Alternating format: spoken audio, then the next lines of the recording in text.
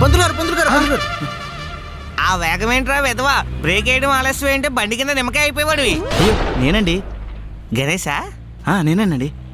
ఏమయ్యా గణేశా, ఈ ఏరియా నేను బ్లాక్ లిస్ట్ లో పెట్టాను. నాకంటే వేరే పంతులు ఎవరు నీకు దొరకలేదా? ఏంటి ఈ ఏరియాని బ్లాక్ లిస్ట్ లో పెట్టారా? అంత పాపం మేమేం చేసాం పంతులు గారు?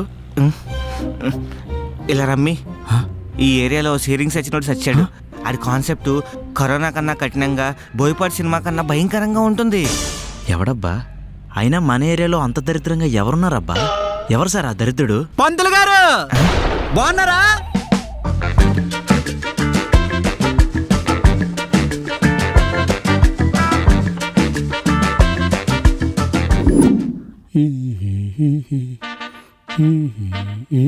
ఏమండి, మన వీధిలో గణేశుణ్ణి పెట్టారు కదా, ఆ మండపంలో మనిద్దరం దంపతుల్లాగా పూజ చేపించుకుందామా? అంటే మన సమానత్వం చల్లగా ఉండాలని. సరే అయితే. ఓకే. లాస్ట్ టైం మనం వ్రతం చేపించుకున్నప్పుడు ఒక పంతులు గారిని పిలిచాం కదా, ఆయనే పిలుద్దాం. చాలా మంచిగా పూజ చేశారు కదా. అవునవును, సమానత్వంగా జరిపించారు. అంజు గుర్తుంది కదా? గుర్తుందండి. సామాన్లు మీరు తెస్తే పులిహోర నేను కలపాలి, పూలు మీవి, కొబ్బరికాయ నాది, అలా అన్ని సమానంగా ఉండాలి. ఎందుకంటే సమానత్వం, అంతే కదా. సోమవారం ఇక్కడ, మంగళవారం వెనకదరా, బుధవారం ఇక్కడ, గురువారం ఎవడు? హలో హలో పంతులు గారు, నా పేరు గణేష్ అండి. మార్నింగ్ నుంచి పేరు చాలాసార్లు అంటూ వింటూ ఉన్నాను. మ్యాటర్ ఏంటో చెప్పయ్యా. అది వీధిలో వినాయకుడిని పెట్టామండి, పూజకి మీరు రావాలి. అయ్యో అసలు ఖాళీ లేదమ్మా, చాలా పూజలు ఒప్పిస్తున్నాను. సారీ, నా వల్ల కాదు. ఖాళీ లేకపోతే ఖాళీ చేసుకుని మరీ రండి. ఇది రిక్వెస్ట్ కాదు, ఆర్డరు. ఆడరా? ఎవడరా నువ్వు?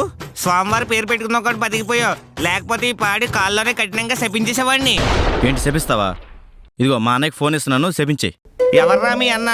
మీ అన్న ఏమైనా పోగిరి సినిమాలో పండుగాడు అనుకుంటున్నాడా, లేకపోతే బిజినెస్ సినిమాలో సూర్యబాయ? పంతులు గారు, మల్కాజ్గిరి నుంచి శంకరబాయిని.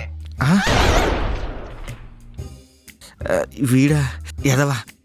శంకర్ గారు నమస్కారం అండి. మీ భార్య పిల్లలు బాగున్నారా? చిచి, మీ భార్య పిల్లలు బాగున్నారా అండి? అదంతా ఓకే గాని వినాయక విగ్రహం వచ్చేసరికి కొంచెం లేట్ అయింది పంతులు గారు. అలాగే మీరు వచ్చి పూజ చేస్తే కొంచెం బాగుంటదని. దాందే ఉంది నాయనా, నేను జరిపించేస్తాను కదా. ఈ పాటి విషయానికి నువ్వు ఫోన్ చెయ్యాలా? ఆ కుర్రాడు గణేష్ ఉన్నాడు కదా, ఆయన నేను చూసుకుంటాంలే. చేసిన యాక్టింగ్ చాలే గానీ బయలుదేరు. బెదిరిస్తున్నాడు బేవర్ చదవా. నేను ఇంకా లైన్లోనే ఉన్నానయా. నేను లైన్లో లేనుగా, లొకేషన్ పెట్టు. ఈ మధ్యన పురోహితులు అంటే బాగా ఎటకారం అయిపోయింది. సత్యం, ఆ నడక చూడు, ఏదో రాజ్యాల మీద దండయాత్ర చేసి గెలిచిన వాళ్ళలాగా. ఈడు సమానత్వం తగలయ్యా. నాయనా, ఇందాక నేను చెప్పాను చూడు, మహానుభావుడని.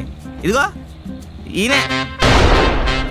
వీడి సమానత్వం ఏంటో వీళ్ళ ఆవిడని అడుగు తెలుస్తుంది. మీరేదో పొరపాటు పడ్డట్టున్నారండి, అన్న చాలా మంచోడు. అరే, పంతులు గారు కామెడీ చేస్తుంటారు, నువ్వేం పట్టించుకోకు.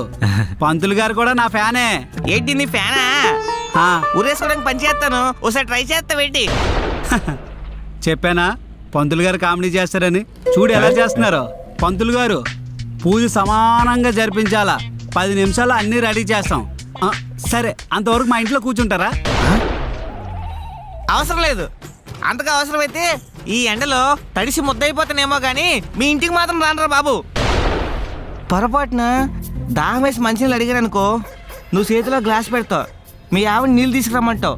ఆవిడ నీళ్ళు అటుకొచ్చే వరకు నేను ఆ గ్లాస్ పట్టుకొని అడుక్కున్నోళ్ళ ఎదురు చూడాలి. అంత గరం నాకు పట్టలేదు మహానుభావ. పంతులు గారికి ఇంకా చమత్కారం పోలేదు. చెప్పానా, అలా కామెడీ చేస్తూ ఉంటారు. సరే,